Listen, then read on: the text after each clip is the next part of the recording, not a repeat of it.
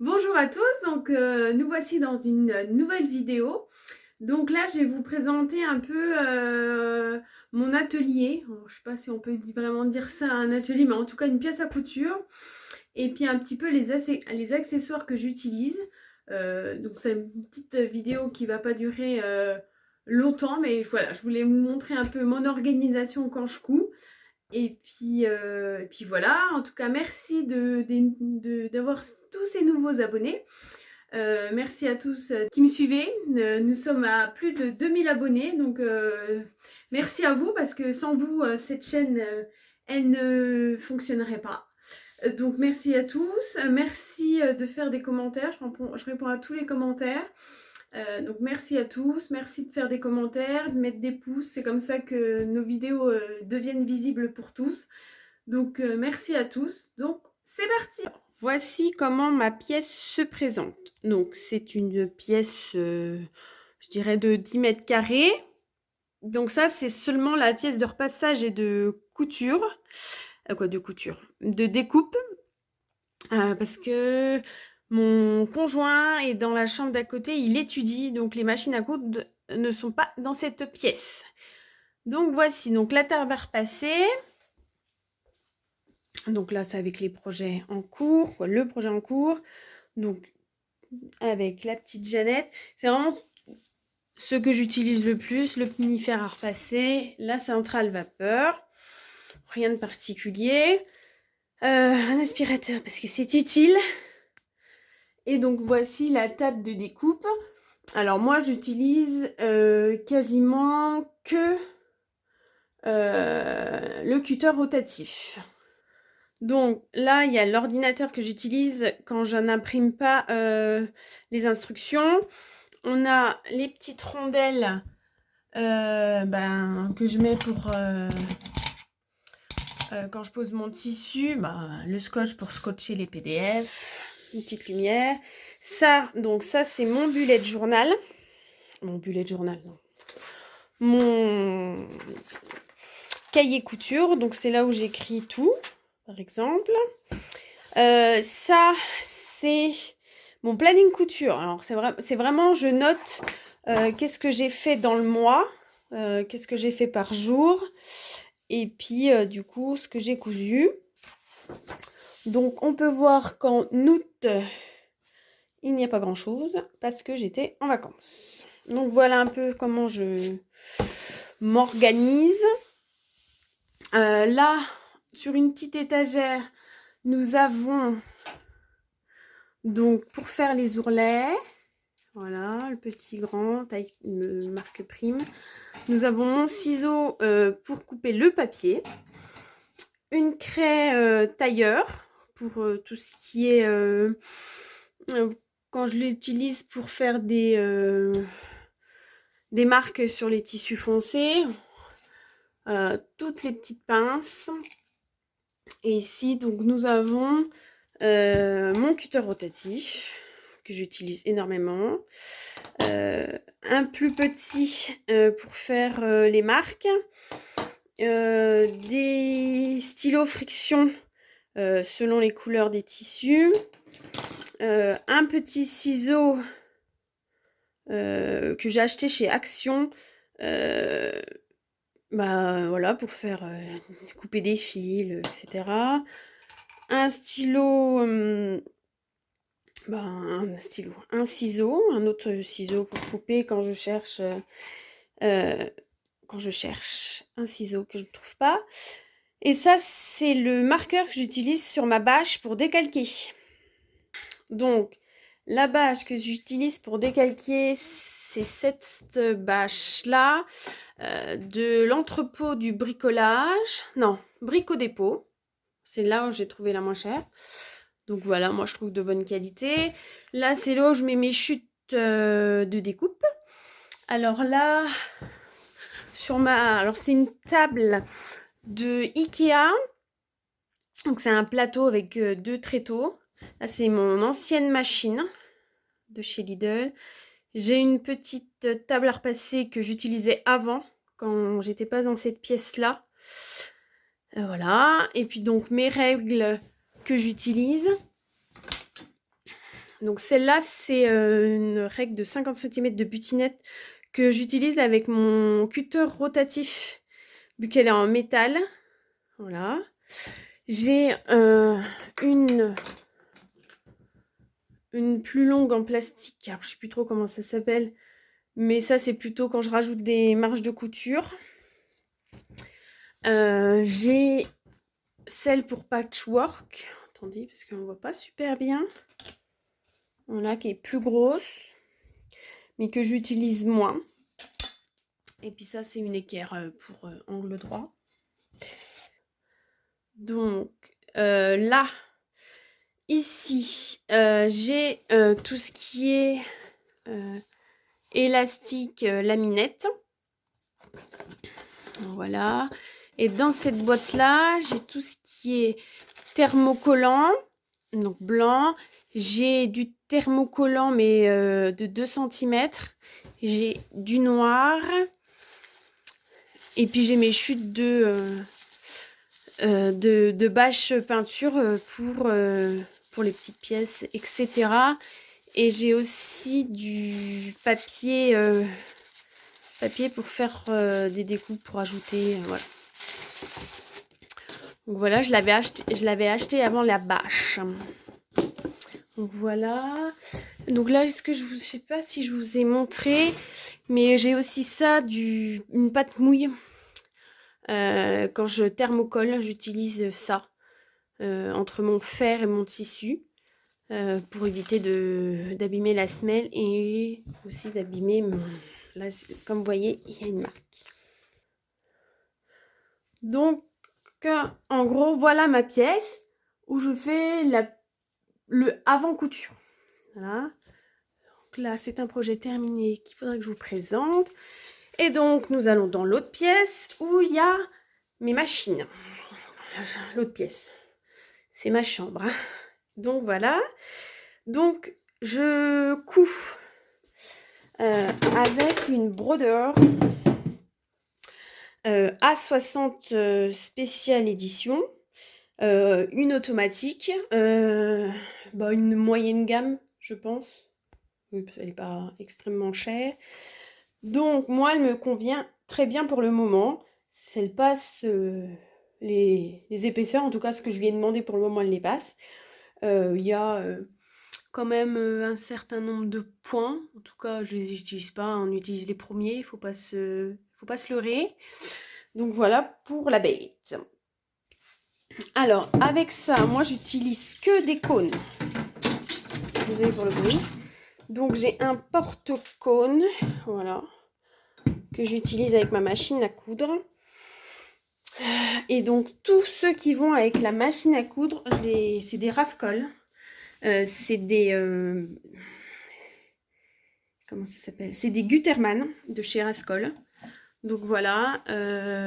Donc je les ai pas tous, mais j'en ai un certain nombre, car je voulais quand même de la bonne qualité pour tout ce qui était fil de couture, en tout cas pour la machine à coudre. Voilà. Je vous présenterai après le meuble. Voilà. Donc là, j'ai tout ce qui est mes petits fils que je coupe au fur et à mesure. Donc ça, normalement, ça va sous mon pied de biche. Là, on a tous les éléments que j'ai besoin quand je couds. Donc, stylo friction. Si je dois rajouter une marque dernier moment. Le coupe-fil, c'est vrai, je l'utilise pas beaucoup. J'utilise plus les petits ciseaux là pour couper les fils. J'ai comment dire, une pince à épiler, mais c'est ce que j'ai eu avec ma surjeteuse. J'ai le fameux découpe-vide de chez la marque Prime. J'en suis très fière. Très fière, très satisfaite. J'ai la marque Prime, pareil, pour rentrer mes fils de surjet. Je ne sais pas si vous voyez bien. Voilà. Donc, qui est super bien. En fait, on rentre notre ça et on vient fermer et on tire le fil dans le surjet. Donc, moi, je trouve ça super bien. J'ai quoi d'autre que j'utilise sous la main? le fameux pour rentrer les élastiques.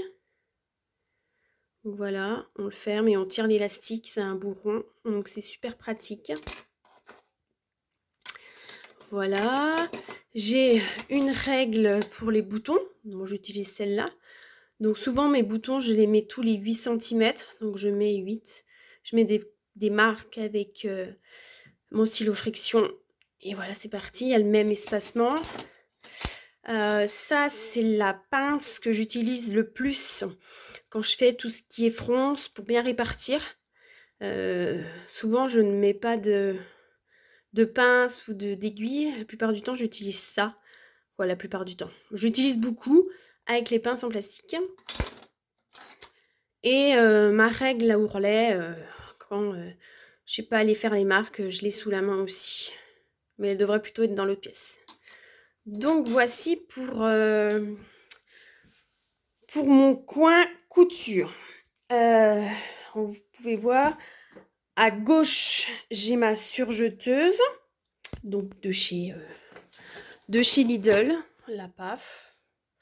J'en suis très satisfaite, mais elle commence à avoir ses limites, j'avoue.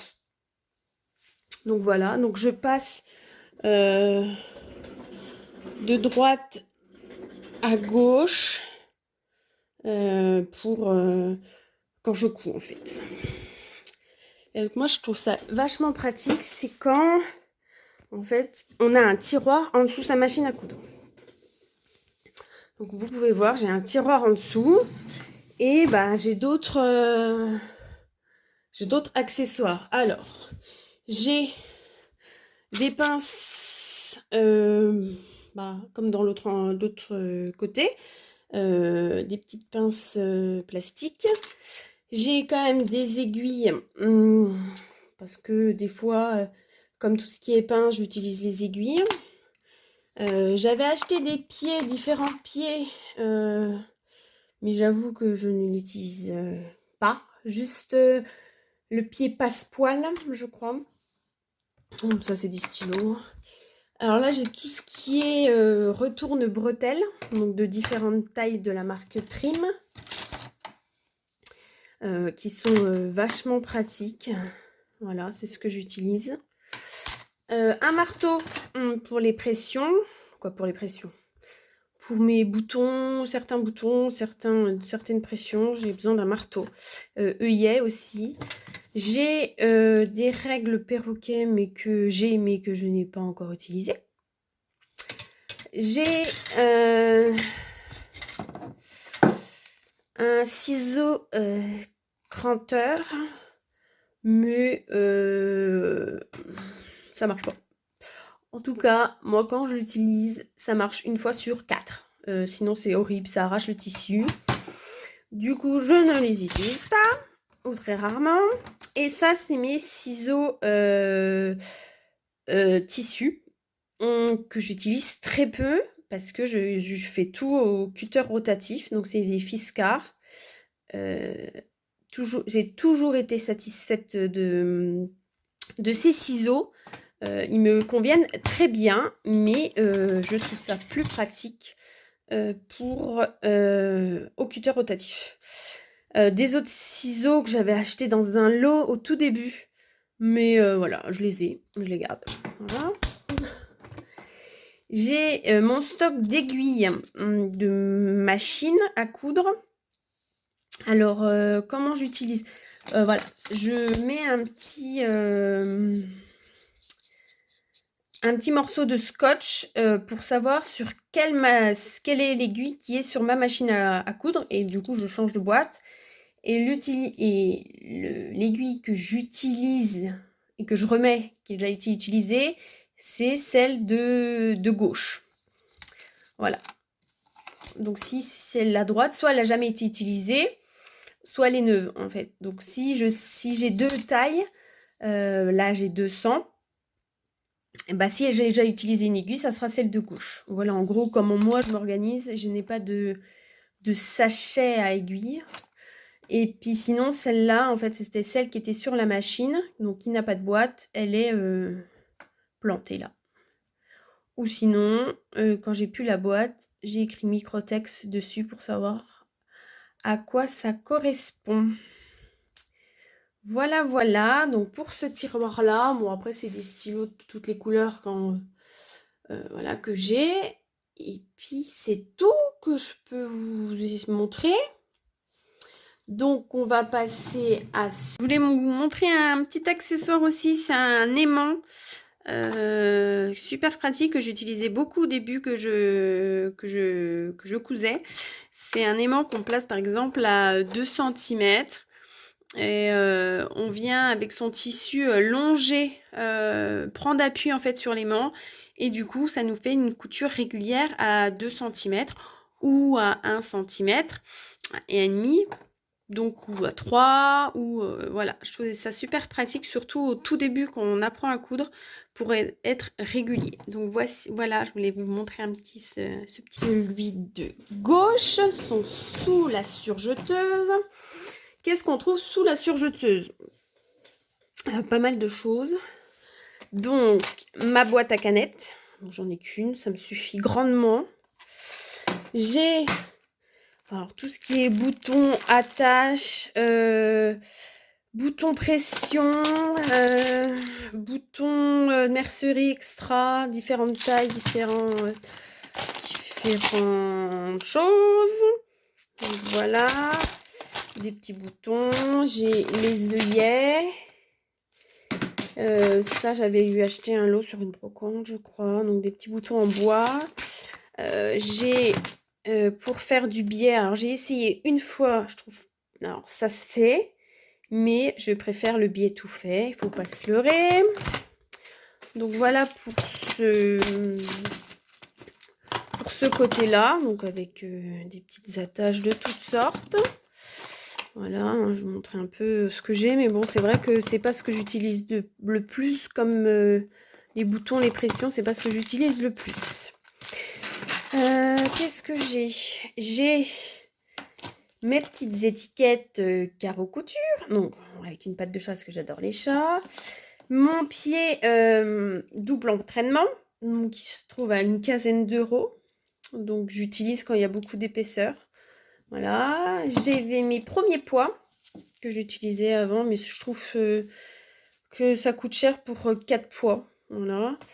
J'ai des crêtes tailleur, mais comme je vous dis, j'utilise quand même les stylos friction. J'ai là du fil mousse pour ma surjeteuse, vu qu'elle est en dessous. Mais c'est vrai que je les change pas souvent. Je mets rarement du fil mousse parce que le fil polyester me va grandement. J'ai des petites bobines, alors que j'avais acheté au tout début, pareil.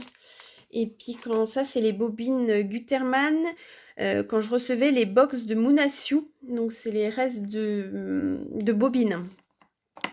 Alors, du coup, j'utilise quand je fais des coutures à la main.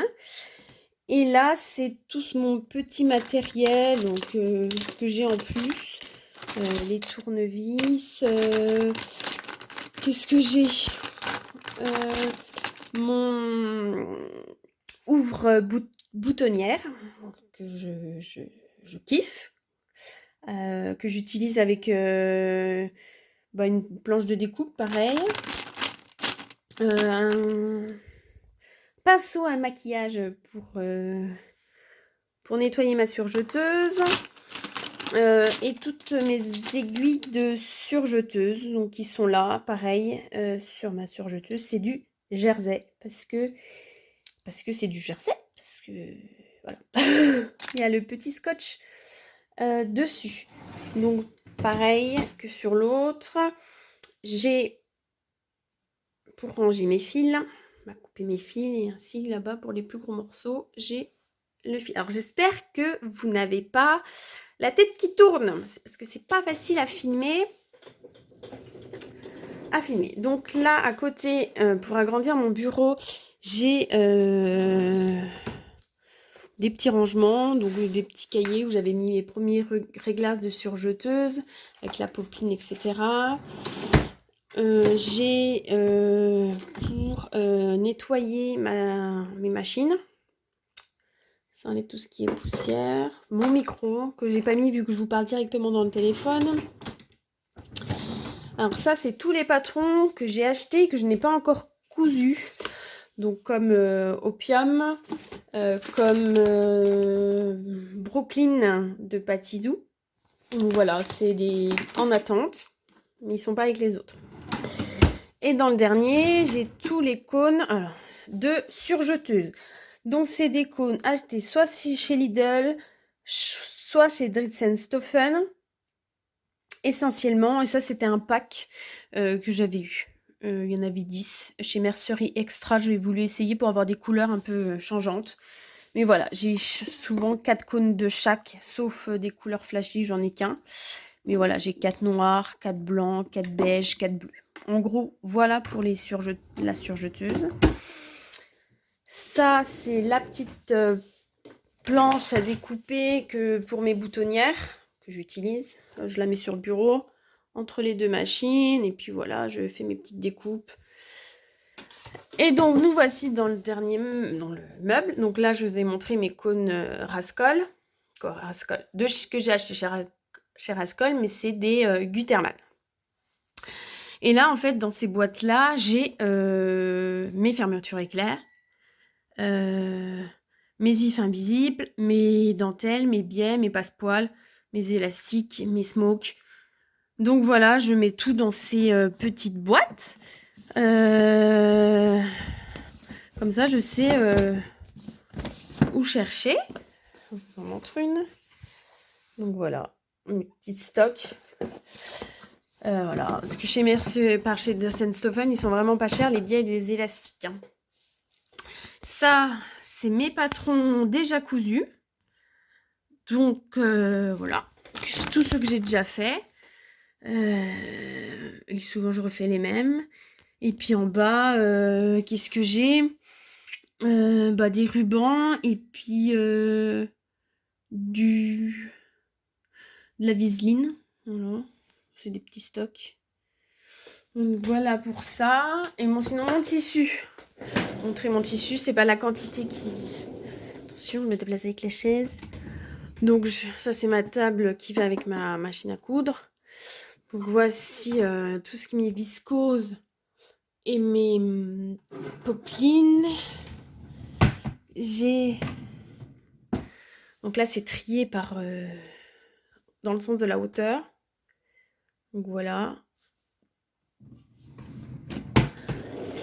Et pour finir, j'ai tout ce qui est chute qui sont là. Petite chute. Et puis tout ce qui est mes stocks de bâche, mon papier à toile. Tout ça, c'est des trucs que j'avais acheté, que j'ai déjà fait des petits projets au tout début. Et ça, j'avais acheté le thermocollant de Dritz&Stoffen en pack. Donc voilà. Donc en gros, voilà comment je m'organise. Cette partie-là pour coudre. Donc voilà où je couds une fois que tout est découpé. La plupart du temps, je suis là. Sinon, c'est ici. Donc dans cette pièce-là où je fais tout ce qui est repassage et découpe patron, découpe tissu. Où bah du coup j'ai un peu plus de place sur cette table avec deux A1 pour découper. Et puis sinon, si vraiment, parce que voilà, ça fait pas non plus, ça fait 1,20 m de long, donc c'est déjà pas mal. Sinon, je me mets sur la grande table du salon pour faire des grandes pièces. Comme cette pièce-là, j'ai bien dû mettre mon gros tissu de 2 mètres de 3 mètres sur la table. Donc voilà ma petite présentation de mon atelier. Donc j'espère que j'ai pas été trop brouillon. Parce que c'est vrai que c'est pas facile de présenter parce qu'on n'a pas beaucoup de recul. Donc j'espère que je vous ai pas trop donné le tournis. Je vais essayer de faire peut-être des petits montages pour que ça soit moins brouillon. Puis voilà. En tout cas, je suis désolée si c'est pas la meilleure qualité d'image. En tout cas, je voulais vous remercier d'être arrivé jusqu'à là. En tout cas, je vous souhaite une bonne journée, une bonne semaine. Moi, j'ai repris le travail lundi. Donc, on est reparti. C'est vrai que j'ai pas beaucoup cousu pendant mes vacances parce que j'étais pas forcément chez moi. J'ai fait quand même ce gros projet-là. En tout cas, merci encore. Bon, je vous souhaite une bonne journée. À bientôt. Bye!